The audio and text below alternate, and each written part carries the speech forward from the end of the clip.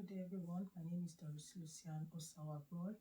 Today I will be giving a presentation on the measurement of crime in the United Kingdom, how different statistics on crime in the United Kingdom are compiled, a summary of the difference between sources of statistics on crime, the difference between crime reporting and recording, an analysis of the reliability of statistics on a specific crime, and an analysis of the factors which contribute towards the understanding of crime, in particular unreported crime in the United Kingdom. Now, the United Kingdom measures crime using multiple approaches and data sources like crime surveys. The Office of National Statistics Crime Survey for England and Wales is a reliable source of information on crime experiences. They are collected through face-to-face interviews with the public. In victim survey, crime victims share their stories. They capture crimes not reported to the police, offering a fuller picture. Others include official statistics involving published crime statistics from police records, including the kind of offense that has been committed or the kind of crime, location, and demographic breakdowns. However, with academic research, academic institutions and research organizations study crime patterns to improve crime measurements. Now we'll go on to the next slide. At this point, we'll look at explanation of how different statistics on crime in the United Kingdom are compiled. Now, crime in the United Kingdom is compiled in different ways, and one of the ways is the use of official statistics. According to Susan, it involves data from the police, courts, and prisons.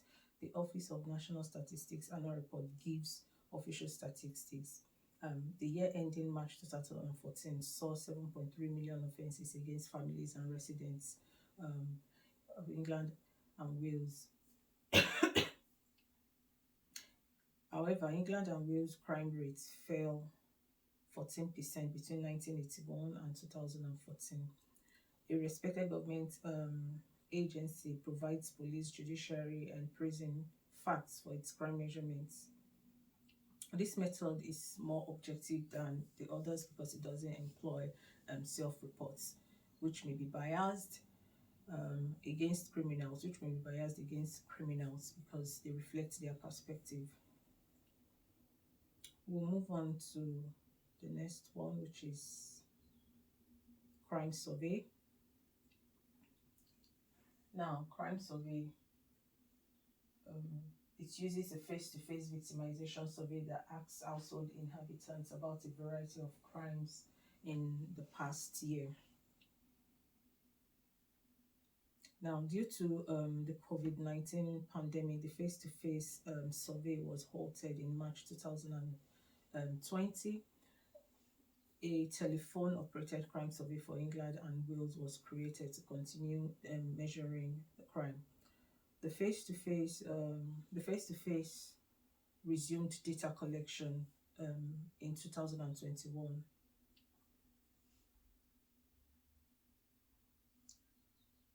Another one is police report. The 43rd Territorial Police Forces in England and Wales, the British Transport Police provide crime statistics to the Home Office.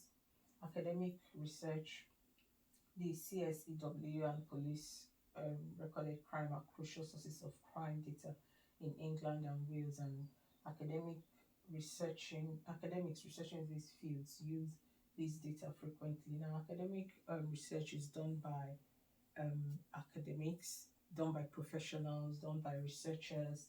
They get information from the CSEW and police recorded crime to give a better study or analysis of crime in the United Kingdom.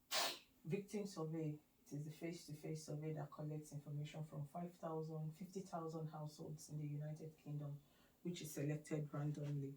Now, how this is done, they make use of postcodes to select people they want to talk to.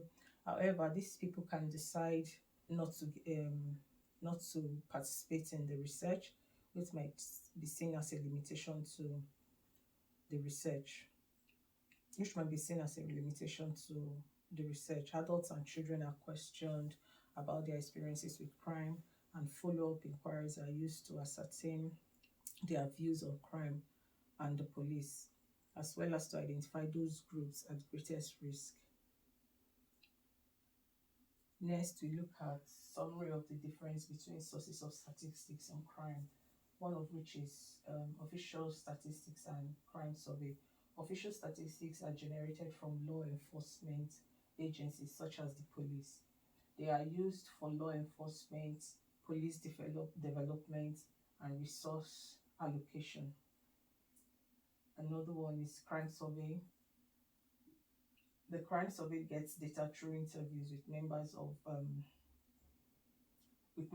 the public and record both reported and unreported offences to provide a more complete picture of crime.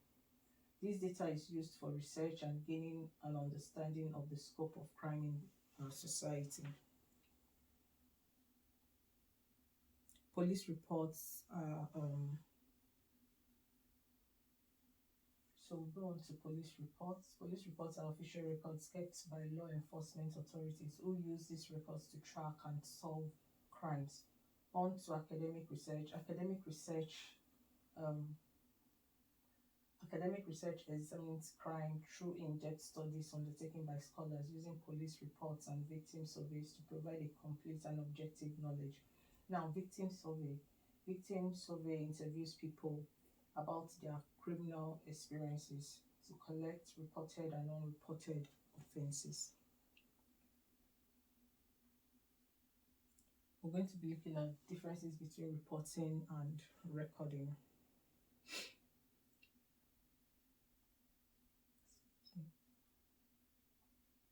Differences between reporting and recording.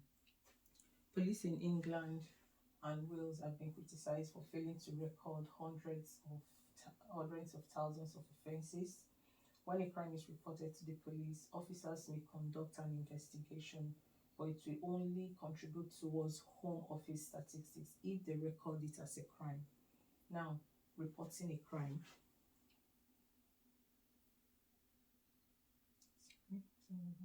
Reporting a crime.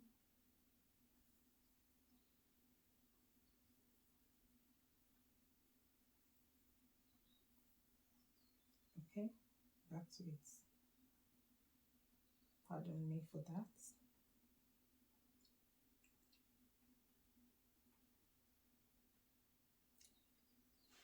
Reporting crime is telling the police about a crime you think has been committed and can be done by calling the police, going to the police station in person, or using an online method. So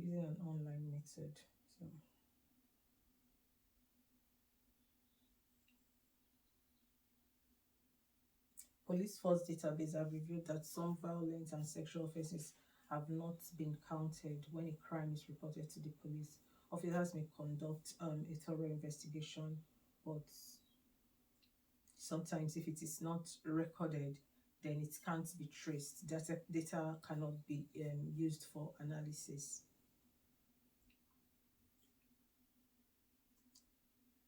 It is important to know that reporting a crime is the first step where people or victims tell the police about a crime that has been committed. It is the act of telling the police about a crime one thing has been committed. We want to recording crime. Recording crime includes writing down, sorting, and making an official record of crimes that have been reported.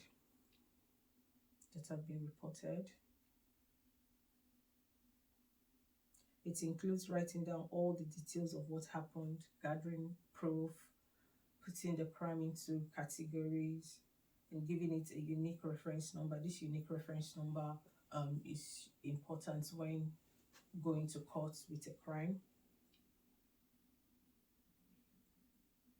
However, the difference between reporting and recording is important, as discrepancies between reported and recorded crimes can affect crime statistics and the allocation of police resources.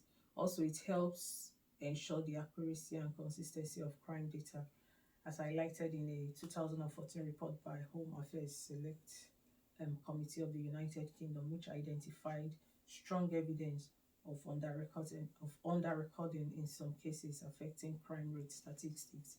Now, in my image here, we have the major parts of England and Wales and the problems of underrecording.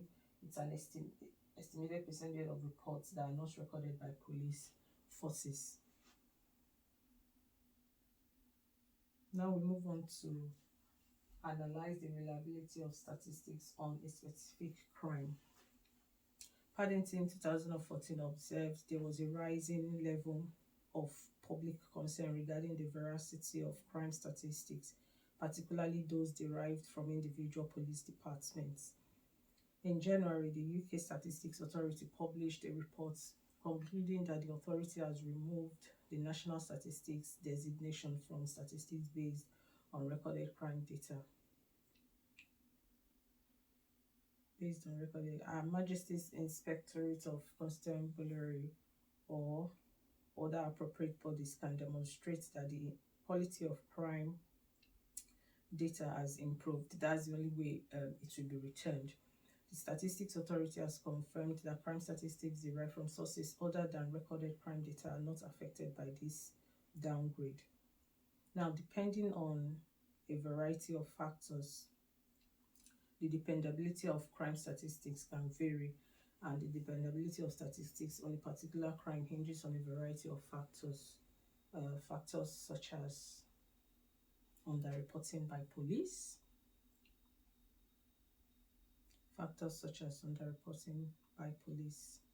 According to Paddington, again, some crimes, especially sexual crimes like rape, do not get enough reporting, do not get enough attention. Attention is not given to it. Sometimes, probably because the victims do not want to be interviewed or do not want to go on with the case. Sometimes it's as a result of the stigma or problems with how to report. Because of this, official crimes figures might not show the full scope of these crimes, of this kind of crimes especially. Now, reliability of official statistics. In an essay by Edubad in 2022, it says that statistics from the police can be debatable. Some people believe they show crime trends correctly, while others question their reliability because law enforcement priorities and practices may affect how they are reported. The authorities use these statistics to identify crime hotspots, indicating a level of confidence in their accuracy to obtain a comprehensive understanding of crime. Another one is measuring crime. Police recorded crime statistics are not always reliable for a comprehensive analysis of crime trends. In certain instances, victimization surveys take that ask individuals directly about their experiences can provide a more accurate picture of underreported crimes.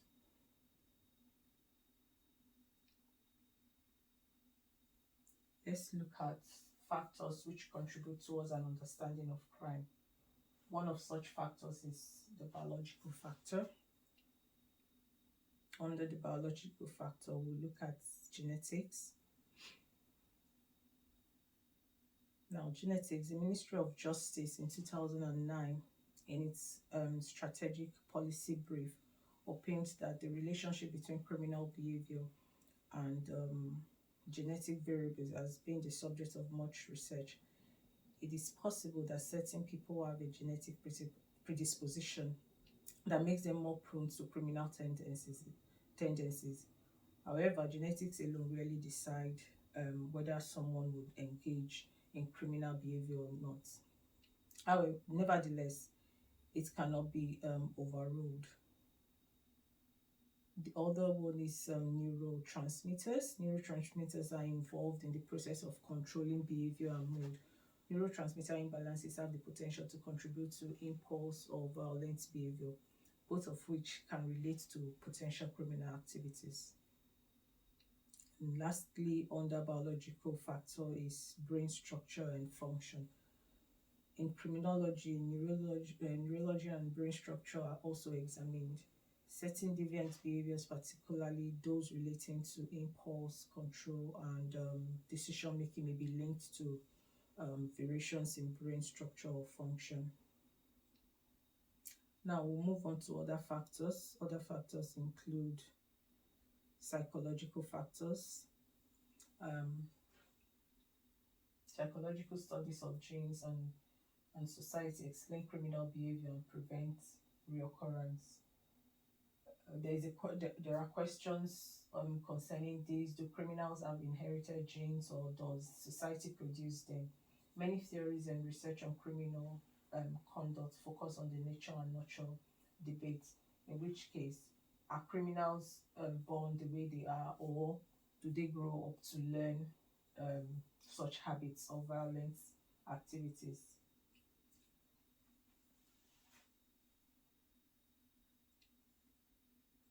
Though genes may affect impulsivity and aggression, education, culture, religion, and peers are essential in understanding criminal behavior. People form schemas based on criminals' appearance. This prejudice sometimes comes from media presentations of criminals. According to reciprocal determinism, people may commit crimes because their appearance affects their response. So, at this point, we're going to look at the social learning theory of Albert Bandura of 1977. There is no evidence linking intrinsic traits to criminal behaviors. The idea states that people learn through watching and copying. The social learning theory states that toddlers learn socially acceptable behavior by watching its consequences. They mimic rewarded behavior. Criminal behavior arises from social learning or rule breaking during socialization.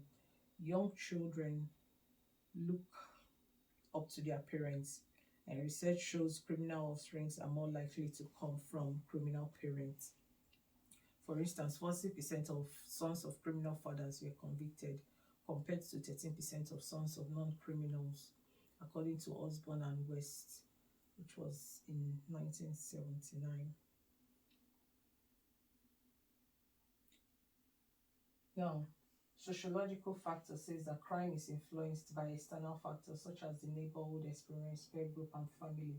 Shaw and Macken found that patterns of delinquency were higher in areas characterized by poor accommodation, poor health, socioeconomic disadvantage, and transient populations, and concluded that crime was a result of neighborhood dynamics and not the actions of specific factors or actors. Understanding crime, particularly underreported crime, can take other forms. The ripple effect of unreported crimes can affect individuals, communities, and societies. They can also alter police prioritization and reporting culture, which may affect police credibility. Understanding the dark figure of crime requires studying causes, including fear of retaliation, social stigma, and the idea that authorities will not act. In conclusion, the United Kingdom measures crime using different approaches with many data sources. This presentation also gives an explanation of crime reporting and recording, statistical reliability, and also the factors that help in understanding crime in the United Kingdom. Thank you. I hope you have enjoyed this presentation. Thank you, and I am open for any questions.